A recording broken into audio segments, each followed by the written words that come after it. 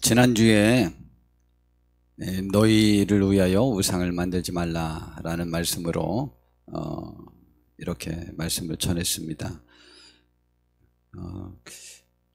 이번 주는 너희 중에 있는 우상을 제거하라, 혹은 또 다른 제목으로는 하나님을 만날 준비를 하라 라는 제목으로 우리 오늘 말씀을 전하려고 합니다. 제가 어젯밤에 그 여러 가지를 생각하면서 기도를 해봤습니다. 그런데 우리가 하나님을 잘 섬길 수 있는 첫 번째 방법은 우리가 성령 충만한 방법밖에 없습니다. 왜냐하면 성령님께서는요, 놀랍게 우리들의 마음속에 하늘의 소망을 갖게 하고 하나님의 말씀에 대한 사모함을 갖게 하고 그분의 나라의 확장을 꿈꾸게 만듭니다. 그래서 그분을 사랑하게 되는 것이죠. 그분을 사랑할 때 말씀을 사모하게 되고 그 말씀대로 나의 삶을 돌이켜보고 그대로 살려고 하는 마음을 갖게 되는 것이죠. 그렇지 않고는 전혀 그런 마음을 갖지 않습니다. 이 코로나 상황이든 여러 가지 상황이든 그 모든 것들을 극복할 수 있는 것은요, 사실은 성령님으로 충만한 일이 우리들에게 있어줘야 되니까 우리가 그리 할 수 있도록 힘써 볼 수 있도록 하고, 그렇게 어젯밤에 생각했는데, 제가 2주 전에 이 찬송가를 넣었는데 제가 성령님에 관한 찬송가를 그때도 넣는 줄을 몰랐어요. 오늘 이렇게 다시 부르면서 이제 생각이 났었는데요, 우리가 성령 충만할 수 있는 우리가 되기를 바랍니다. 우리 지난주에 좀 살펴봤던 것을 다시 먼저 좀 살펴보면서 우상이 무엇인가, 우상의 정의에 대해서 우리 좀 살펴보도록 하겠습니다. 그 다음에 두 번째로는 우상, 우리 속에 있는 우상을, 너희 속에 있는 우상을 제거하라, 하나님을 만날 준비를 하라 라는 두 가지 주제로 우리 좀 살펴보려고 하는데요. 첫 번째, 우상이 뭐냐? 우리는 현재 어떤 우상들을 만들고 우리 스스로가 만들고 있을까요? 천국이 우리의 마음으로부터 시작되듯이요, 우상도 우리의 마음에서부터 시작되는 것입니다. 그래서 주님께서 누가복음에 보니까 이런 말씀을 하셨어요. 바리새인들이 하나님의 나라가 어느 때에 임하나이까 라고 이렇게 물어봤더니 예수님께서 말씀하시기를 하나님의 나라는 볼 수 있게 임하는 것이 아니라고 우선 말씀하셨습니다. 그러면서 또 여기 있다 저기 있다고도 못하리니 하나님의 나라는 너희 안에 있다고 그랬어요. 안에 있다고 하는 것은 마음속에 있다는 거예요. 우리의 마음으로부터 하나님의 나라가 시작되는 것이죠. 그래서 천국의 현상에 관해서 천국이 어떤 곳이냐에 대해서 로마서 14장 7절에 17절에 이렇게 말씀해 주시고 있는데요, 하나님의 나라는 먹는 것과 마시는 것이 아니요 오직 성령 안에 있는 의와 평강과 희락이라고 이렇게 말씀하셨습니다.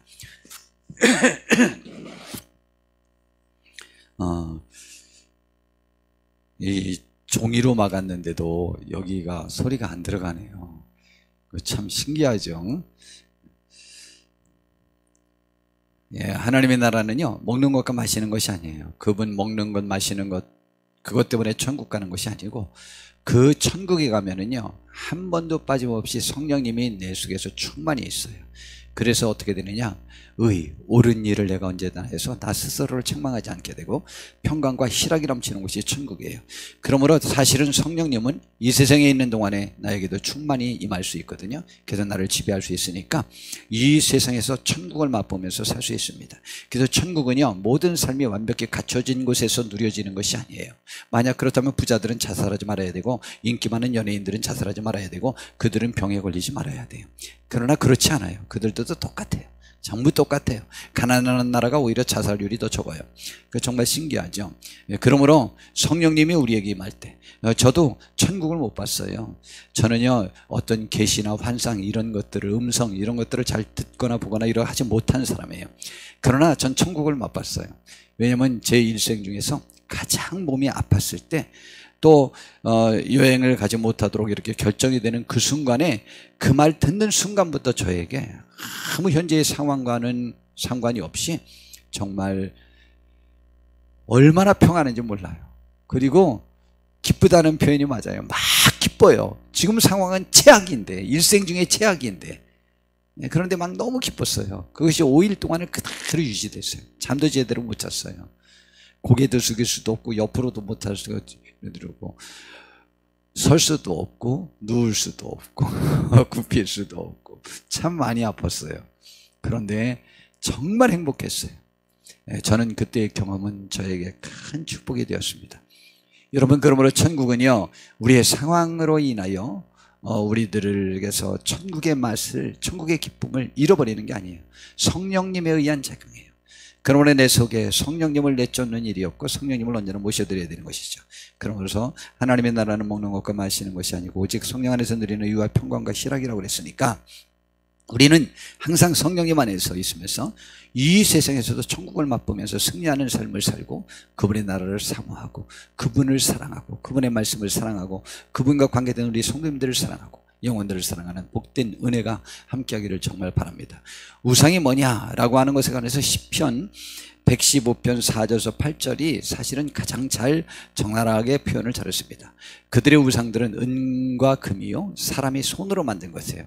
자기가 손으로 만든 거예요. 신을 내가 섬기는 게 아니에요. 신전을 만든 게 아니에요. 그 신을 내가 만드는 거예요. 그럼 누가 더 신일까? 만드는 자가 더 힘이 쓸까요? 지음을 받은 자가 더 힘이 쓸까요? 참 우스운 거예요. 자, 그런데요, 입이 있어도 말하지 못하며, 눈이 있어도 보지 못하며, 귀가 있어도 듣지 못하며, 코가 있어도 냄새 맡지 못하며, 손이 있어도 만지지 못하며, 발이 있어도 걷지 못하며, 목구멍이 있어도 작은 소리조차 내지 못하느니라. 그래서 우상이 좋아요. 우상을 섬기는 사람들, 우상을 만드는 사람은 그래서 우상이 좋아요. 지가 나한테 큰 소리 못 치니까. 내가 원하는 것을 스스로 합리화시켜 줄 수 있는 대상이 되니까. 그러니까 우상이 좋아요. 그러나 하나님은요, 우리에게 말씀하시니까, 우리에게 삶의 방향을 제시해 주니까 기분 나쁜 거예요. 난 이거 하고 싶은데. 그래서 우상이 좋은 거예요. 여러분, 우리들의 우상을 키우지 마세요. 우상들을 만드는 자들과 그것을 의지하는 자들이 다 그와 같이 듣지도 못하고 하는 그런 우매한 자가 될 거라는 거예요. 우상이 뭔지 알아요? 그런데요, 지금 대한민국은 그 우상을 만들어 놓지 않아요. 보이는 우상을 별로 그렇게 많이 하지 않아요. 그런데 우상이 또 뭐냐? 에베소서에서 이렇게 말씀해 주고 있잖아요. 에베소서 5장 5장에 보니까 너희도 정녕 이것들을 알거니와 음행하는 자, 더러운 자, 탐하는 자, 이 세 종류의 사람을 곧 우상 숭배자는이라고 했어요. 그러면은 자신들의 우상이 뭐예요? 음행이 나의 우상이죠. 더러운 삶이 나의 우상이죠. 물질의 욕심이 나의 우상이죠. 그것을 내가 지배할 수 있어요. 그것에 빠져 있는 게 우상 숭배자라는 거죠. 이런 사람은 하나님의 나라를 기업으로 받지 못한다고 그랬어요. 이게 우상이에요. 우상이 뭔데요?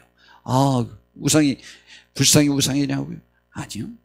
그렇지 않아요. 그러므로 천국도 마음에서부터 시작되듯이 우상도 우리의 마음에서부터 시작됩니다. 그러므로 바깥의 우상을 제거하는 것이 우선이 아니고 내가 만들어 놓은 것이거나 내 마음 속의 우상을 먼저 제거해야만 합니다. 천국도 지옥도 하나님을 신뢰하고 따르는 것도 우상도 다 우리의 마음으로부터 시작되고 자라며 자리 잡고 거대해지는 것입니다. 사찰의 불생이 지금 하나님이 근심하는 우상이 아니고 오히려 우리 속에 있는 내가 애지중지하며 키우고 자리 잡아놓고 양보할 수 없는 하나님의 자리에 양보할 수 없는 우상이 천배 만배 아니 억만배 더 큰 우상인 것입니다.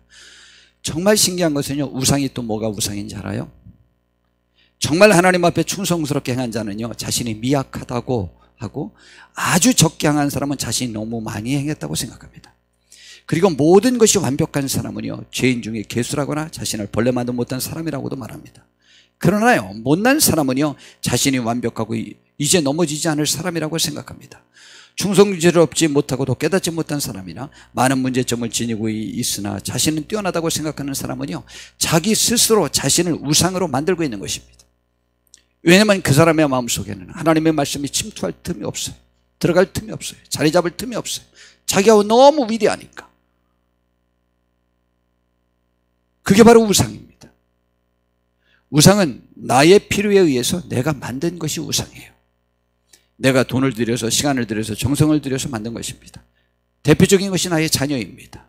나의 재산, 나의 업종, 나의 지위, 나의 친구, 나의 여가생활, 나의 운동, 나의 지식, 나의 외모 등이 모두 우상이 될 수 있습니다. 본래 이 자체는 우상이 아니었습니다. 그러나 이스라엘 백성처럼 하나님이 싫어지고 신앙생활이 지루해지고 교만해지면 나의 마음속에 다른 우상들이 생겨나도록 되어 있습니다. 그건 어쩔 수가 없습니다. 사람은요, 빈 상태로 둘 수 없습니다. 무엇인가 다른 걸 채워야만 합니다. 그러므로 하나님이 없으면 우상을 채우는 거예요. 그러도록 되어 있습니다. 우상을 숭배하는 것과 하나님을 섬기는 것과의 차이점은, 우상은요 자기의 목적에 따라 자기의 신을 만들어내는 것이고, 하나님을 섬기는 것은 하나님의 뜻을 따르고자 하는 데에 목적이 있는 것입니다. 완전히 다릅니다. 우상을 만들었을 때는요 내 뜻을 실현하는, 합리화시킬 대상을 만들고자 하는 것이 우상이에요.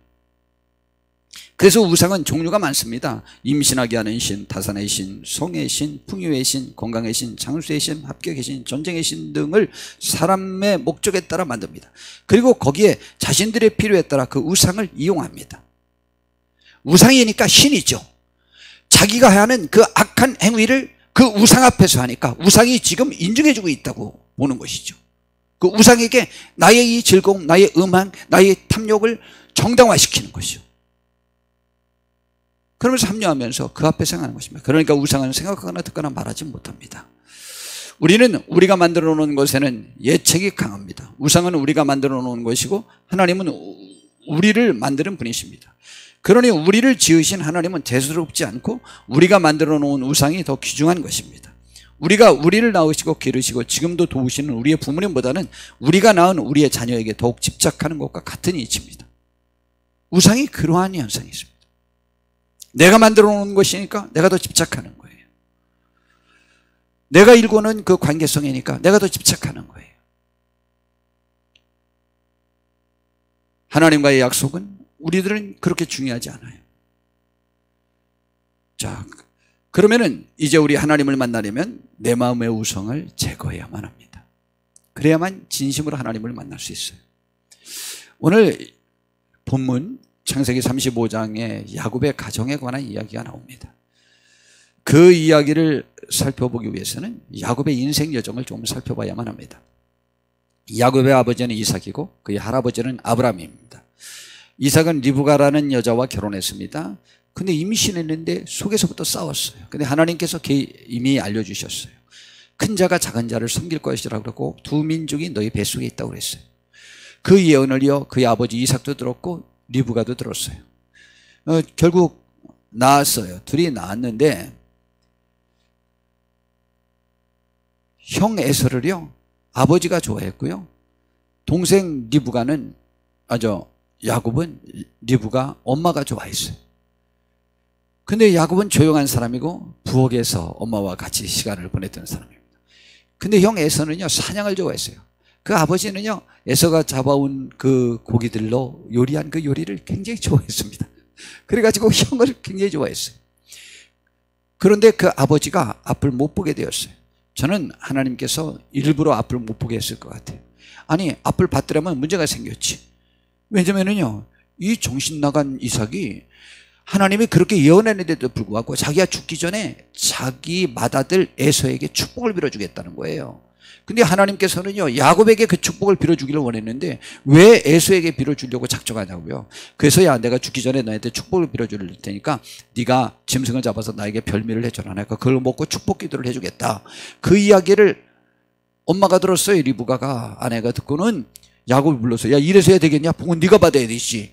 본래 그게 하나님의 뜻이죠. 그러나 남편을 설득해야지 왜 그렇게 합니까? 그렇게 해가지고 야 너 얼른 양을 잡아와라 해가지고 속임수로 요리를 해준 걸 가지고 양털로 옷을 해주고, 그 형이 털부승이거든요. 그래가지고 형 흉내를 내가지고 축복을 빼앗아 가졌어요. 아버지는 앞에 안 보이니까 몰랐어요. 속여가지고. 그렇게 해서 이제 야곱이 축복을 받았는데 그 사실을 나중에 에서가 알고요 야곱을 죽이려고 한 거예요. 그리고는 뭐라고 계획했느냐면 내 아버지가 돌아가시면 내가 반드시 야곱을 죽일 거다. 그랬더니 엄마와 아버지가 둘이 이제 큰 염려가 된 거예요. 그래가지고 그 특별히 리브가 엄마가 그 말하기를 나 두 아들을 하루에 잃고 싶지 않다.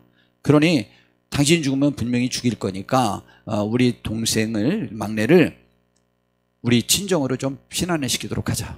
도피를 시키도록 하자. 그래가지고요 그 외삼촌 댁 라반이 사는 하란으로 지금 도피하게 되었습니다.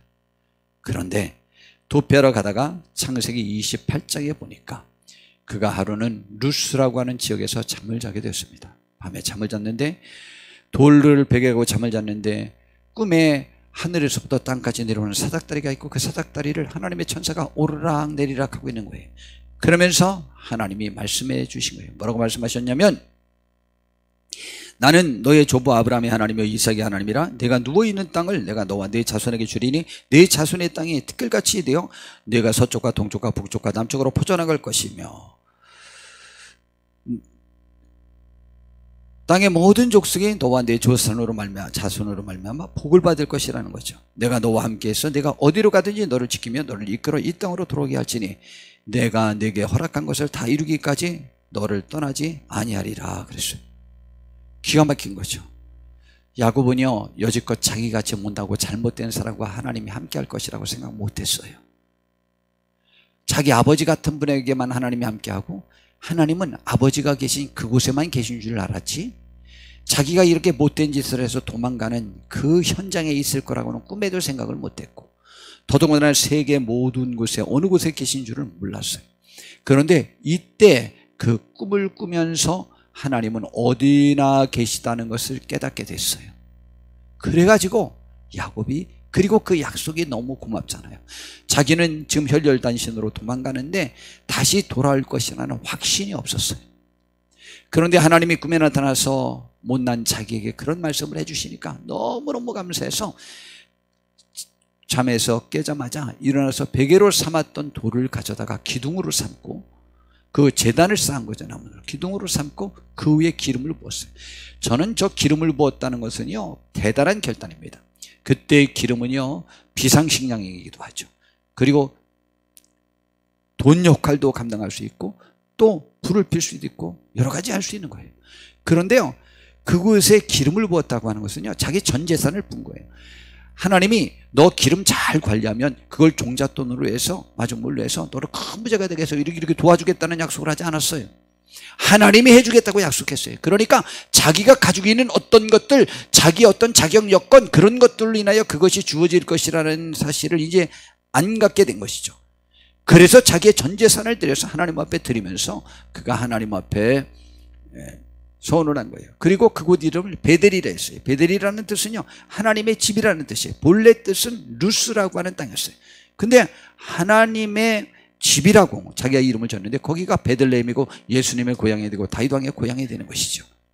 예수님이 태어난 것이 되는 것이죠. 자 그런데요 이게 아주 귀한 땅이 됩니다. 그래서 베델이라고 자기가 이름을 줘놓고 그리고 하나님께 서원했어요. 여러분 우리도 이런 약속을 할 수 있게 되기를 바랍니다. 하나님 앞에 약속하는 거 굉장히 좋은 거예요. 그런데 마음의 다짐을 말하는 거죠. 그런데요 이 야곱은 너무 약아요. 우리는 저렇게 하면 안 돼요. 그냥 약속해야 돼요. 하나님이 나와 함께 계시니 내가 가는 길에서 나를 지키시고 먹을 떡과 입을 옷을 주시오. 내가 평안히 아버지 집으로 돌아가게 하시오면 조건부예요. 여러분 하나님께는 조건부로 하지 마세요. 그냥 약속하세요. 제가 진심으로 말씀드리는 거예요. 야곱이기 때문에 저런 거예요. 야곱은요 하여튼 노인이 되기 전까지 평생 저렇게 살아요. 얼마나 야가 빠지게 사는지 몰라요. 도둑질도 하고 뭐 이렇게 뭐 못되게 살아요. 아주 사기친 거 아니에요. 여튼 어머니의 제안이지만 사기친 거예요. 아니, 사기꾼처럼 살았어요 본래. 지금도 하나님 앞에 사기쳐요 저렇게. 아이고 내가 주시면 내가 이렇게 하겠다고. 여호와께서 나의 하나님이 되실 것이며. 지금은 하나님 아니에요? 우리는 지금도 여호와 하나님이 우리 하나님이 되시기를 진심으로 바랍니다. 이건 아멘 하면 참 좋을 것 같아요. 아멘. 예, 되실 것이요. 그러면서 또 그 다음 말도요. 내가 기둥으로 세운 이 돌이 하나님의 집이 될 것이요. 이곳에 와서 내가 제사를 드리고 하나님께 예배하겠습니다라는 얘기요. 하나님의 집, 성전이 될 것이요. 하나님께서 내게 주신 모든 것에서 10분의 1을 내가 반드시 하나님께 드리겠나이다. 그럼 여기 이렇게 평안히 돌아오게 안 하면 내가 11조 안 하겠다는 얘기예요. 우리는 그것과 상관없이 하나님 앞에 11조 하시기 바랍니다. 아니 야곱은 건건이 절해요. 아 얄미워요. 정말 얄미워. 근데 하나님은 얄미운 사람에게도 복 주세요. 저가요 하나님을 떠나본 적은 없어요. 신기하죠? 좀 얄밉긴 한데 그렇게 했습니다. 그래서 이제 외삼촌 댁에 갔어요. 외삼촌 댁에 갔더니 막 그 가족이 전체 너무 맞이하고 기뻐한 거죠. 기뻐해놓고 그곳에서 결혼하게 됐는데요, 자기보다 더한 외삼촌을 만났어요. 정말 신기한데요, 꼭 그런 사람은 그런 사람을 많이 만나요. 우리 오전에 윤기수 집사님 그냥 길에 다니면 깡패들 무서워서 굉장히 염려스럽고 많이 그랬죠. 막 살해당할까봐 막 매번 염려스럽죠, 깡패들 때문에. 예. 한 번도 그래 본 적 없죠? 예. 왜 안 그래 봤는지 알아요? 깡패가 아니기 때문이에요. 근데 깡패들은요, 다른 조직에 의해 자기가 살해당할까봐 굉장히 염려합니다. 그리고 깡패 두목이 되면요, 무서워서 혼자 못 다녀요. 살해당할까봐. 그래서 보디가드들을요, 어느 땐 10명, 어느 땐 한 50명씩 건들고 다녀요. 음식점에 가도요, 보디가드들이 한 20, 30명에서 이러고 있어서 다른 사람들에게 우야감을 조성시켜요. 그 정도로 공포감에 사로잡힙니다, 깡패들은. 근데 깡패가 아닌 사람은 깡패들이 한 번도 무서워 본 적이 없어. 정말 신기한데요, 야곱은요, 자기보다 더 심한 외삼촌을 만났어요. 아니, 결혼하기로 했어요. 그래서 첫날 밤을 지내고 났는데 자기는 동생 라헬을 좋아해서 결혼하기로 했거든요. 근데요, 언니 레아였어요. 자고 나고 보니까 자기가 싫어하는 아주 사기꾼이에요. 그래 놓고 일주일 채우라는 거예요. 그럼 동생 주겠다는. 그래서요, 그것 때문에 14년 종살이 했어요. 옛날에 결혼하려면은 그렇게 해주는, 뭐라 그러지, 지참금이 있었거든요. 그런데다가요, 10번이나 품삯을 사기쳤어요, 그 외삼촌이. 너무 속상해서 20년 살다가, 20년 사는 동안에요, 여러저래 그래가지고 아내 한 명이랑 살려고 그랬지. 그래서 아내가 4명이나 됐어요. 이렇게 저렇게 당해가지고. 그래가지고요, 12명의 아들과 1명의 딸을 낳았어요. 20년 동안 살았는데 너무 억울한 거예요. 너무 힘들고 억울해가지고, 억울해 있었는데 하나님이 나타나셔서 집으로 돌아가라는 거예요. 이제 돌아가라고 그렇게 말씀하셨어요. 그리고 돌아가는데 뭐라고 말하냐면, 나는 베델의 하나님이라, 내가 거기서 기둥에 기름을 붓고 거기서 내게 서원하였으니 지금 일어나 이곳을 떠나서 내 출생지로 돌아가라. 여러분, 참 신기하죠? 하나님께서는요, 베델에서 서원한 것을 기억하시는 거예요. 돌아오게 해주시면 뭐 하겠다고요? 난 이곳에다 성전을 짓고 예배하겠다. 예배처소를 만들겠다는 거죠. 하나님께서는요, 우리들에게 복을 주시는 약속으로 이스라엘 백성들이 애굽에서 430년 동안 종살이하는 동안에 그곳에서 나오게 하셨는데, 나오게 하는 목적이 뭐였는지 알아요? 바로 애굽의 황제에게 가서 모세가 무엇을 요구했냐면, 우리를 해방시켜라. 왜냐? 하나님이 우리로 하여금 광야로 나가서 예배, 희생 드리게 하려고, 제사 드리게 하려고 우리를 내보내라고 그랬다. 우리는 제사 드리기 위해서 나가야 되겠다라는 거예요. 여러분, 우리는 하나님을 잘 섬기기 위한 삶의 목적으로 하나님의 무엇인지 구하기를 바랍니다. 하나님께서는 그 베델로 지금 가라는 거예요. 가서 예배하라고. 이것은 예배하기 어려우니까 그렇게 하라는 것이죠. 그렇게 해서요, 결국은 그의 아내들을 설득하고 자녀들을 설득해서 몰래 도망쳐 나왔어요. 외삼촌이 도망간 것을 보고 너무 화가 나고 죽이려고 쫓아왔어요. 쫓아오는데요, 꿈에 하나님이 그 외삼촌 라반에게 나타났어요. 너는 선악간에 야곱에게 시비하지 말라. 그래서 와서 얘기했어요. 내가 너 죽일 수 있지만 너희 하나님이 나타나서 너에게 시비하지 말라고 그래서 내가 못 죽인다. 그렇게 얘기했습니다. 그때 이제 야곱이 따진 거예요. 내가 20년 동안 외삼촌 댁에서 이렇게 고생했는데 외삼촌은 나를 10번이나 이렇게 하고 뭐 사기치고 막 이렇게 하고 쭉 얘기했어요. 나 정말 억울하다. 근데 하나님이 나에게도 나타나서 돌아가라고 그래서 내가 돌아온 것이다 라고 해서 이제 돌아왔습니다.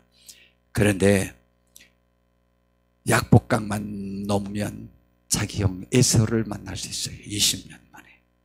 근데 그 전까지는 잘 왔는데 약복강을 건널 생각하니까 겁이 덜컥 난 거예요. 그래서 정탐꾼을 보냈어요. 그랬더니요, 야곱이 온다는 소식을 듣고 400명 군대를 거느리고 지금 야곱 동생을 만나러 지금 오고 있는 중이래요. 겁이 덜컥 났어요. 이때도요, 야곱 그러면 안 돼요. 얼마나 야비한지 알아요? 앞에 짐승떼를, 큰 선물떼를 둘로 보내면서 자기 형을 만나면 그 남들이 그 종들을 보내면서 그냥 그 낙타에서 내려가지고 넙죽처럼면서 당신의 종 야곱이 뒤에 오는데 선물로 드리는 것입니다. 뭐 이렇게 하겠습니다. 그리고는요, 자기 자식 짐승떼 또한 그 아내들 종 다 약복강을 건너서 먼저 앞서가게 하고 지만 안 건너고 뒤에 있어요. 이렇게 겁쟁이에요. 하나님은요, 내가 싸울 수 있는 체력을 지닌 것보다 하나님을 의지하는 사람을 더 좋아해요. 여러분, 다시 또 말하지만 윤기수 집사님은요, 경찰에 와도 두렵지 않아요. 근데 싸움 잘하는 사람들은요, 경찰만 지나가면 섬찟섬찟해요. 또 붙잡혀갈까봐. 야곱이 더 좋은 거예요. 진심으로 말씀드리는 거예요. 야곱이 더 좋은 거예요. 그는 그래 놓고는 겁이 나니까 밤새워 하나님께 기도했어요. 나 좀 살려달라고. 나 좀 살려달라고. 하나님이 그에게 축복 주셨어요. 그 하나님을 만나고 난 다음에 그가 약복강을 건너서 형 에서를 만났잖아요. 그래도 또 말은 또 얼마나, 아이고 내가 형님을 뵈니 하나님을 뵈은 것 같습니다. 아이고 말은 또. 그리고는요, 그 형 에서가 정말 신기하잖아요. 그전까지 야곱을 죽이려고 하는 마음으로 있었다가 지금 죽일 마음으로 왔던 건지 아니면 마음이 편한 다음에 온 건지는 모르지만 좌우지간 그 에서가 뭐라고 하는지 알아요? 너의 아내들과 자녀들이 많고 짐승떼가 많으니 내가 20년 동안 터닦아 놓은 이 평야지대에서는 네가 살아라. 그리고 나는 산악지대로 내 모든 기반을 옮기리라. 이럴 수가 있어요. 어떻게 이럴 수가 있죠? 그래서 이제 고향으로 돌아와서 몇 년을 살았는지 모르지만 살고 있었어요. 살고 있었는데 문제가 생깁니다. 하루는 그에게 딸 하나가 있었어요. 디나라는 딸이 하나가 있었는데 그가 그 세겜이라는 지역에 여자들을 보러 나가게 되었습니다. 그래서 여자들을 구경하려고 하는데 여자들은 여자의 패션에 관심이 많잖아요. 그래서 여자들 구경하러 나갔다가 그 지역에 하몰의 아들 세겜이라는 추장이 있었는데 그 젊은 추장이 이 디나를 보자 한 번에 뿅 간 거예요. 그래서 자기 집으로 불러들여서 강간을 해버리고 말았어요. 근데 거긴 또 왜 쫓아들어가? 거기서 강간을 당했어요. 그런데요, 강간을 하고도 너무 그 여자와 결혼하고 싶은 거예요. 그래서 자기 아버지에게도 말하고 그래서 추장이 자기 아버지랑 같이 가가지고 야곱을 만났어요. 당연히 딸을 우리에게 주시오. 그리고 우리 서로 주고받고 이렇게 합시다. 우리가 더 많습니다. 막 그랬습니다. 그런데 야곱이 답변을 안 했어요. 자기 아들들이 돌아온 다음에 그 이야기를 했어요. 그랬더니 친오빠 된 시몬과 레위가 너무 화가 났어요. 그래가지고 거짓말로 그들에게 말했어요. 우리도 원래 결혼하고 싶고 같이 지내고 싶은데 우리는 할례를 받고 당신들은 할례를 받지 못했습니다. 하나님은 할례 받은 사람과는 같이 교류하지 말라고 그랬으니까 당신 남자들이 모두 할례를 받으면 우리가 같이 결혼할 수 있습니다. 거짓말을 했어요. 그랬더니요, 그 추장들이 자기 지역 사람들을 전부 가서 속여서 설득했어요. 그래서 할례를 전부 받았어요. 할례가 뭐냐면 지금 남자의 포경수술과 같은 방법인데 그는 종교의식을 한 것이었거든요. 근데 2, 3일, 3일째 돼가지고 퉁퉁 볶아가지고 움직이지 못했어요. 지금이야 뭐 잘해서 그렇게 붙지 않죠. 옛날에는 다 돌칼로 했는데 막 퉁퉁 볶아가지고 움직이지 못할 때 이 시몬과 레위가 칼을 가지고 들어가서 남자들을 전부 죽여버리고 말았어요. 이 야곱이 너무너무 화가 났으니까 아버지가 화가 나가지고 이렇게 말을 했습니다. 너희가 그들의 수는 많고 우리는 적은데 어떻게 너희들이 이렇게 할 수가 있느냐? 이 땅 주민들이 우리를 그냥 두겠느냐? 그러면서 말했습니다. 그랬더니요, 그 시몬과 레위가 이렇게 말합니다. 그가 우리의 누이를 창녀같이 대우했는데 그것이 옳습니까? 그럼 자기들은 옳아요? 그렇게 분노로 너무 많은 사람을 죽인 것이 옳습니까? 옳지 않아요. 그래서 이제 그 야곱이 벌벌 떨기 시작했습니다. 떨고 있는 그 야곱에게 하나님이 나타나셔서 하신 말씀이 오늘 본문이에요. 그리고 이 본문의 말씀, 이 말씀을 듣고 야곱이 이제 따르기로 결정한 거예요. 하나님이 야곱에게 일어나 야곱에게 말씀하시기를 일어나 베델로 올라가서 거기 거주하며 너 나한테 약속했지 않느냐 이 말이죠. 내가 내 형 에서의 낯을 피하여 도망가던 때에 내게 나타났던 하나님께 거기서 제단을 쌓으라, 예배를 드려라 이 말이에요. 예배를 드려라, 예배를 드려라. 너 약속했지 않느냐 라고 하는 것입니다. 여러분, 우리는 하나님께 예배할 약속을 지키시고 하나님을 섬기는 것을 뒤로 미루지 말기를 정말 바랍니다. 지금 야곱이 지금 뒤로 미룬 거예요. 그 모든 것들을. 그랬다가 이런 일을 만났어요. 그러자 야곱이 정신이 버뜩 들었어요. 그래가지고 그때 내린 조치가 너무 멋있지 않아요? 그러면서 이 자기 집안 사람들과 자기와 함께한 모든 사람들에게 이렇게 말했습니다. 너희 중에 있는 이방 신상들을 버려라 그랬어요. 예, 우상을 버리라는 거예요. 아직도 그의 아내들도요 우상을 갖고 있었거든요. 하나님을 섬기는데 우상을, 또 다른 의지하는 우상을 또 갖고 있었어요. 그래서 그러지 말라는 거죠. 그걸 다 버려라. 그리고 자신을 정결하게 하라. 예, 그러면 하나님께 나올 때 정결하게 하는 마음 자세가 필요하죠. 그리고 너희의 의복을 바꿔 입어라. 의복을 바꿔 입어야죠. 우리 어디로 춤추러 갈 때 이런 의복 입고 가지 않잖아요. 좀 야한 옷 입고 가잖아요. 그리고 야시시하게 여자들도 옷 입고 가잖아요. 그리고 아니면 매매 옷 입고 가잖아요. 속살이 보이는 옷. 남자들도 이왕이면 그렇게 입고 가잖아요. 그러나 하나님께 예배할 땐 그러려 가는 게 아니에요. 마음 자세를 완전히 잡는 거랍니다. 마음 자세를 완전히. 우상을 제거해야 돼요. 이건 하나님을 만날 준비는 그렇게 하는 거예요. 그러면서 이렇게 말씀하셨습니다. 이렇게 말했습니다. 우리가 일어나 베델로 올라가자. 내 환난 날에 내게 응답하시며 내가 가는 길에서 나와 함께 하신 하나님께 내가 거기서 제단을 쌓으려 하노라. 이제 정신이 들은 거죠. 여러분, 우리가 이 정신을 빨리 차려야만 합니다. 그들이 자기 손에 있는 모든 이방 신상들과 자기 귀에 있는 귀고리들을 야곱에게 주는지라 야곱이 그것들을 세경문적 상수리 나무 아래 아예 묻어 버리고 말았습니다. 아쉬워하지 않았어요. 그리고 제사했습니다. 여러분, 예배자의 자세가 무엇인지 압니까? 지난주에 살펴봤지만 금송아지를 만들어 놓고 그것을 자신들을 애굽에서 인도해낸 여호와 하나님이라고 했었던 이스라엘처럼 백성처럼 해서는 안 됩니다. 그들이 금송아지를 만들어 놓고 그 앞에서 춤을 췄을 때 하나님이 하셨던 말씀이 있습니다. 그들이 뭐라고 말했는지 알아요? 우리를 인도할 신을 만들라.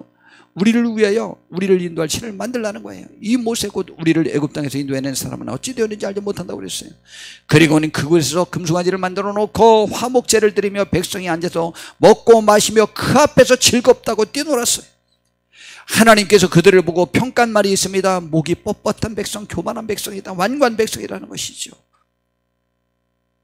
그런데 하나님께서는 그들은 하나님의 원수로 하여금 조롱거리가 하나님이 조롱을 받도록 만들었다 이 말이에요.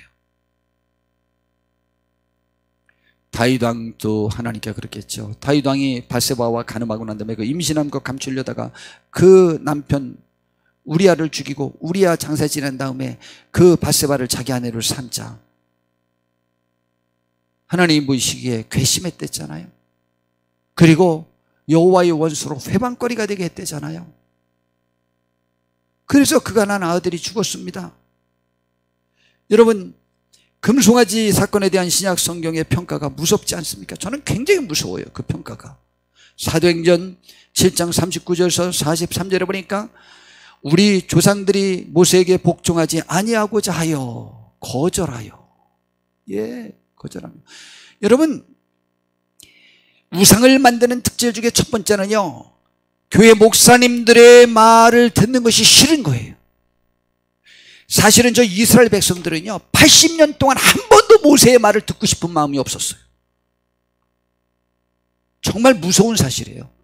그 마음이요 다 100%가 다 죽기까지 그들의 마음이 변하지 않았어요. 정말 무서운 사실입니다. 모세의 말을 듣고 싶어 하지 않아요. 모세는 하나님의 뜻을 요구하고 있거든요. 여러분, 교회 큰 문제는요 교회 지도자들의 말을 듣고 싶어 하지 않아요. 그리고 뭘 그리워하는지 알아요? 지도자들의 말을 듣고 싶지 않으면 뭘 그리워하느냐? 애굽으로 향하여 그 마음이. 그 정말 세상으로 향하는 거예요. 세상으로 향할 때 일어나는 현상이에요. 하나님의 말씀을 듣고 싶지 않을 때 지도자들을 거절해요. 그들의 말 듣기 싫어해요. 그리고 세상을 향해요. 그래서 자기들의 말을 충족시켜 죽을 또 다른 지도자를 세워가지고 섬길 신을 따로 만들어 달라는 거예요. 그래가지고 아론들이 이르되 우리를 인도할 신들을 우리를 위해 만들라는 거죠. 우리를 인도할 신을 우리를 위해 만들라는 거죠. 그럼 자기가 만드는 신이니까 그 신이 우리에게 말합니까? 말하지 않습니다. 내가 가서 신에게 말합니다. 신이여, 우리가 이제 이렇게 할 겁니다. 즐거워하잖아요. 자기들이 말해놓고 자기들이 응답받은 거죠. 하나님과 우상과의 차이예요. 우상이 그래서 좋은 거예요.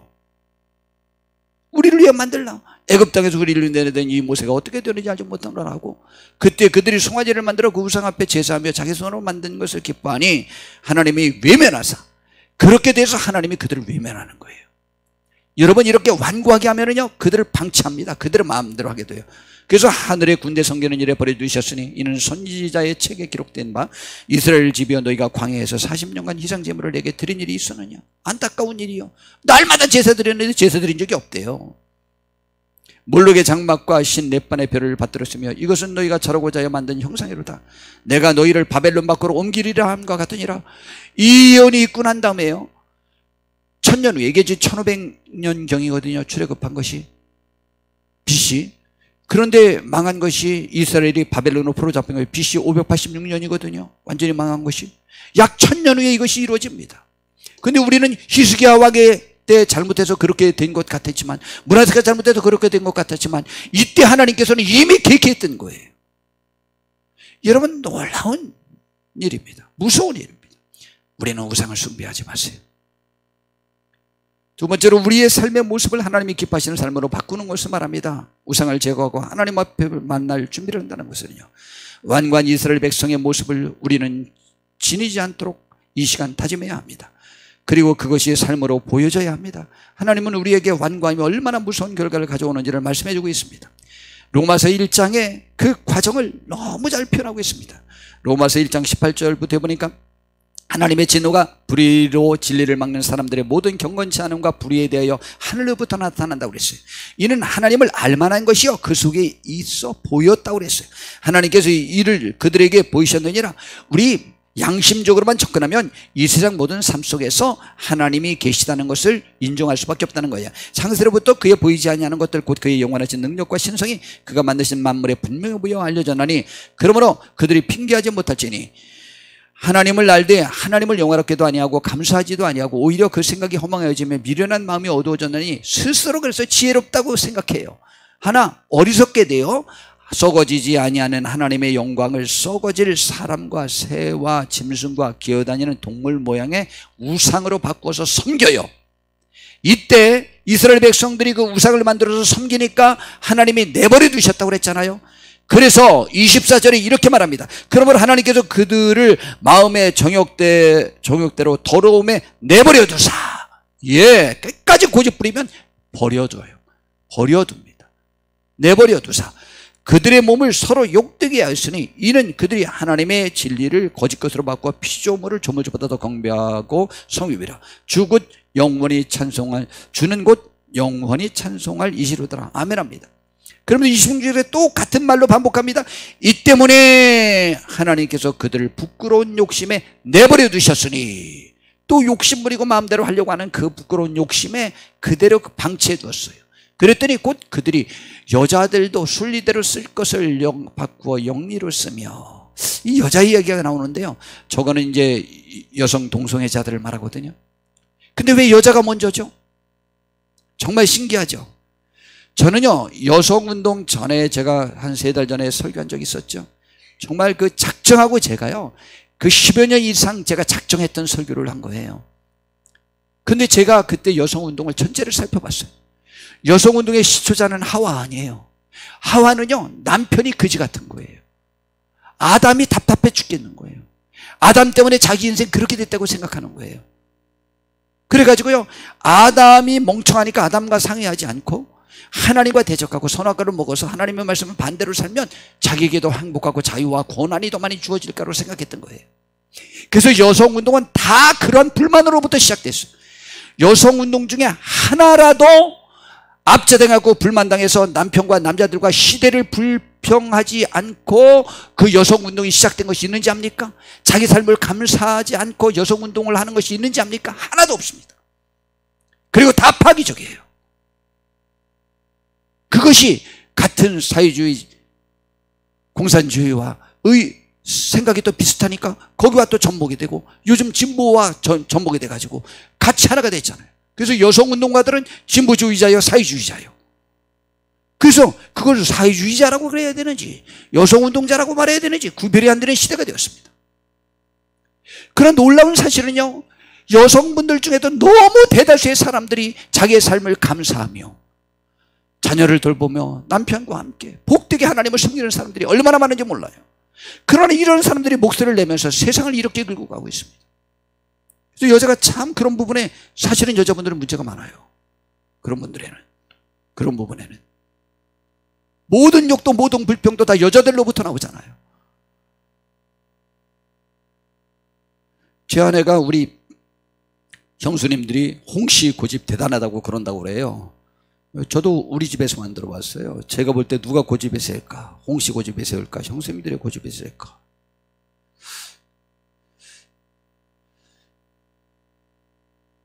무슨 고집 할 때 다 여자분들의 말이잖아요. 그렇게 생각하지 마세요. 모든 인생에 나는 손해만 본 것 같은 생각, 거기에서 벗어나기를 진심으로 바랍니다. 남자들은 그런 말 별로 안 하잖아요. 물론 지가 버린 일이니까 그렇긴 하지만 우리요, 감사하는 것이 하나님의 속성입니다. 진심으로 말씀드립니다. 그러니까 여자들이 그렇게 된 거예요. 그와 같이 그랬더니 남자들도 그런데요, 남자들도 술지대로 여자 쓰기를 버리고 서로 향하여 음욕이 불릴 듯하며 남자가 남자와 더불어 부끄러운 일을 행하여 그들의 그릇 때문에 상당한 보응을 그들 자신이 받았느니라. 로마서는 지금으로부터 2000년 전에 쓰여진 거예요. 2000년 전에도 동성애자들이 어떤 질병으로 인하여 죽었다는 사실을 알 수 있어요. 또한 그들이 28절에 또 말합니다. 또한 그들의 마음에 하나님 두기를 싫어하며 하나님께서 그들을 그 상실한 마음대로 내버려 두사 합당하지 못한 일을 하게 하셨으니. 여러분, 자꾸 고집부리고 그것이 옳다고 하면은요, 어쩔 수 없잖아요. 우리가 어떻게 해요? 말 안 듣는 자식 우리가 어떻게 합니까? 죽여 살려. 방법이 없어요. 그래서 합당하지 못한 일을 하게 됐는데 18가지 큰 죄악의 특질들을 보이고 있어요. 곧 모든 불의, 추악, 탐욕, 악의가 가득한 자요, 시기, 살인, 분쟁, 시기, 악독이 가득한 자요, 수근수근하는 자요, 비방하는 자요, 하나님께서 미워하시는 자요, 능욕하는 자요, 교만한 자요, 자랑하는 자요, 악을 도모하는 자요, 부모를 거역하는 자요, 우매한 자요, 배약하는 자요, 무정한 자요, 무자비한 자라. 그들이 이 같은 일을 행한 자는 사형에 해당한다고 하나님께서 정하심을 알고도 자기 등을만 행할 뿐만 아니라 또한 그런 일을 행하는 자들을 옳다 하는 거예요. 여러분, 그래서 우상 숭배가 뭔지 알아요? 에베소서 5장 5절 말씀을 다시 한번 살펴보면 너도 정녕 이것을 알거니와 음행하는 자나 더러운 자나 탐하는 자 곧 우상 숭배자라는 거죠. 그들이. 진정한 예배와 제사는 우리의 마음을 찢으며 회개하고 주님께 나아가는 거예요. 내 마음속에 있는 우상을 제거하는 거예요. 시편 51편 16절에서 17절에 보니까 주께서는 제사를 기뻐하지 아니하시나니 그렇지 아니하면 내가 드렸을 것이라. 다윗이여 간음하고 살인한 다음에 하나님의 책망을 받고 하나님께 회개하는 기도예요. 주께서는 제사를 기뻐하지 않는다는 거예요. 만약 제사를 기뻐하신다면 내가 드렸을 것이라. 그럼 지금 주께서는 그 번제를 기뻐하지 않는다는 거예요. 주께서 받기를 원하는 지금 번제가, 제사가 뭐냐면 이거예요. 하나님께서 구하시는 제사는 상한 심령이라. 내가 하나님을 속상하게 한 것을 생각하고 내 마음이 찢길도록 아파하라는 거예요. 그리고 회개하라는 것이죠. 하나님이여 상하고 통회하는 마음을 주께서 멸시하지 아니하시리로다. 이것을 받으실 거라는 거예요. 이렇게 내가 회개하고 용서를 빈 다음에 하나님의 용서를 받은 다음에 제사를 받으면 기쁨으로 하나님이 받으실 거라는 거예요. 여러분, 우리들의 마음을 먼저 찢고 하나님 앞에 나올 때 하나님이 받으실 거라는 거죠. 우리는 우리들 속에 있는 우상을 제거해야 해요. 요한복음 4장 23절에서 24절에 참다운 예배자에 관해서 말씀하고 있잖아요.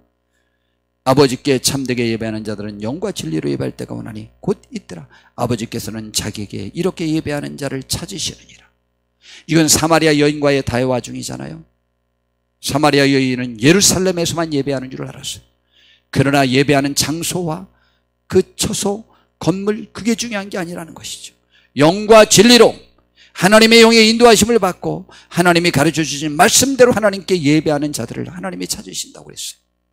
지금 오늘 제가 드린 말씀들, 우리들의 마음속에 있는 우상을 제거하세요. 우리는 사찰의 불상이 우상이 아니에요. 내 마음속에 있는 것들 있잖아요. 내 가치 양보할 수 없는 것, 절대 양보할 수 없잖아요. 내가 가지고 있는 가치들, 그 가치들을 하나님 앞에 포기하세요. 그게 우상입니다. 하나님은 영이시니까 예배하는 자가요, 그분의 영과 그분의 진리로 예배할 때 하나님이 받으시는 예배가 되는 거예요. 우리가 하나님 앞에 정당하게 예배 드릴 수 있는 자세를 갖추고 자격을 갖추어서 하나님 앞에 아름답게 예배할 수 있는 축복 있는 하늘의 사람들이 되어서 하나님이 그 예배를 받으실 때, 우리를 받으실 때 우리는 천국을 맛보면서 이 세상을 승리하는 삶을 살 수 있습니다. 우리들의 삶의 역공과는 아무 상관이 없는 축복인 것입니다. 하나님의 은혜가 우리 속에 임하기를 바라고, 우리나라 우상이 제일 심할 것 같아요. 세상에서 나라들 중에는 우리나라 사람들이 제일 도도해요. 대한민국의 여자의 콧대가 세상에서 제일 높아요. 드라마에서 시어머니와 남편의 뺨을 갈기는 것은 우리나라에만 나와요. 회개하셔야 합니다. 그리고 내 마음속에 우상을 버리세요. 고집을 부리지 마세요. 나의 것을 주장하지 마세요. 하나님의 말씀에 순종하는 우리가 되어서 우리 민족이 하나님 앞에 복된 민족이 되었으면 좋겠습니다. 기도하겠습니다. 주님, 우리를 인도해 주시옵소서. 복 주시옵소서. 하나님이 함께해 주시옵소서. 예수님의 이름으로 기도드렸습니다. 아멘.